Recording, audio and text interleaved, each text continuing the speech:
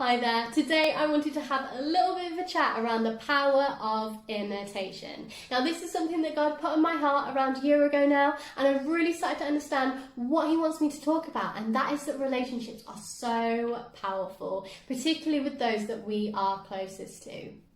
Jim Rohn famously said that we are the average of the 5 people that we are closest to. Now I realise that during lockdown we haven't had much of a control over the people that we've mostly spent time with. I know for me, I've moved back in with my family for a few months, so by default I have 4 people that I am now closest to, so I only have 1 person left. But it's really interesting thinking about who I spend time with, especially in this season as we're walking out of lockdown back into normal life. Who are we going to spend most time with, and who are those 5 people going to be? And it's important no matter what season of life we're in. And it's really interesting thinking of the biology of this and how it impacts us on a physical level. Now there's a biological mechanism within our brains called the mirror neuron system. Now this enables us to observe others as though we're doing things ourselves. It's a really important function, and it helps us to develop a healthy emotional intelligence and build bonds with other people, but it also causes us to imitate them. Now this is something that affects us all throughout life, not only when we're young. So it's really interesting. There was a study called The Convergence in the Physical Appearance of Spouses, and this found that facial similarity in married couples increased over time, and that this arose as a consequence of couples frequently mimicking each other's facial expressions. Now I found that incredible. I had no idea that our relationships could impact us so much that they could even alter the way that we look. Now I know that there are subconscious things that I do. Often when I'm really close to somebody, we have a voice that we do together. Me and my sister do that at the moment now that I'm at home. So it's something that's become very subconscious. So in the shop the other day, I actually spoke to a shop assistant in that voice when I was with my sister, and he looked a bit confused, and I realised how much of a habit it had become. For me, that really does show the impact that our relationships have, and also it puts a light on the fact that our relationship with God is so important. And when we look back at Genesis 1 verse 27 at the beginning of the Bible, where it says we are made in God's image, for me that's just amazing, because we are imitators of Him. He created us that way, and I just think that's incredible. He wanted us to be people who mimicked Him. He wanted us to be so close to Him that we would bear His likeness, that we would be compelled by His Spirit, that His light would radiate through us to other people. I just think that's amazing, and it's such a blessing to be people who are His image bearers on earth.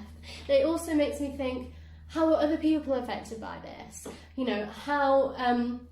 How do other people pick things up from us? James Baldwin said, "Children have never been very good at listening to our elders, but they have never failed to imitate them." And I thought that was so true. When you look at toddlers imitating their parents, they often do the exact opposite of what they're told to do, but they are brilliant at copying them. I know kids who will just copy their parents' voices, say things that they would say and pick things up, and it is so funny, but it's also so interesting of the impact that our behaviours have.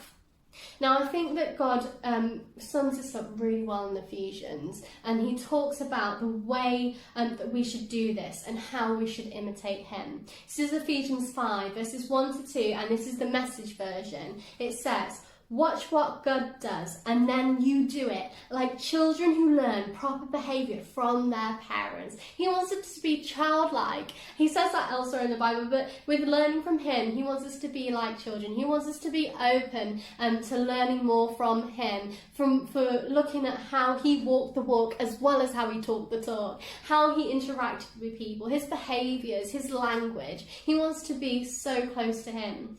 And then he goes on to tell us how we can do that. He says mostly what God does is love you, keep company with Him, and learn a life of love. Observe how Christ loved us. So that's how we can do that. We can get close to Him, keep company with Him, keep close to Him. That's how we learn to imitate people. That's how we build relationships, by spending time with them, by looking at how they've done things and starting to imitate those things. His love was not cautious, but extravagant. He didn't love in order to get something from us, but to give everything of Himself to us. Love like that. And I just love that God puts out that he was here to give everything of himself, and that we should be like that we should be giving everything of ourselves to him and to other people around us, and that we should be in company like that with other people. So have a think about those 5 people.